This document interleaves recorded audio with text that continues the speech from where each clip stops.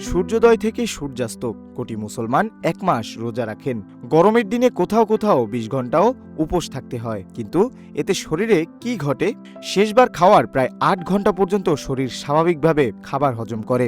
এরপর যকৃৎ মাংসপেশিতে জমা গ্লুকোজ থেকে শক্তি নেয়। কয়েকদিন পর শরীর চর্বি ভাঙতে শুরু করে এবং ওজন কমে যায়। কোলেস্টেরল ও ডায়াবেটিসের ঝুঁকি কমে যায়। তবে রক্তে শর্করা কমে গেলে দুর্বলতা, মাথা ব্যথা, ঝিমুনি বা মুখে দুর্গন্ধ হতে পারে। এ সময় ক্ষুধাও বেশি লাগে। ৩ থেকে ৭ দিনের মধ্যে শরীর মানিয়ে নেয়, চর্বি শক্তিতে রূপ নেয়। কিন্তু পানি শূন্যতা বড় ঝুঁকি।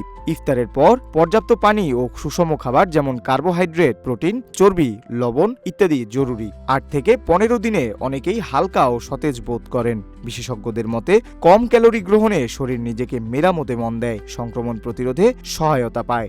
১৬ থেকে ৩০ দিনে শরীর পুরোপুরি অভ্যস্ত হয়ে যায়, স্মৃতি ও মনোযোগ বাড়তে পারে। তবে টানা দীর্ঘ উপোস ঠিক নয়, তাহলে শরীর চর্বির বদলে মাংসপেশি ভাঙতে শুরু করে। তাই রমজানের পরও সচেতন ও সুষম খাদ্যাভ্যাসই সুস্থ থাকার মূল চাবিকাঠি। নিউজ ডেস্ক, রূপালী বাংলাদেশ।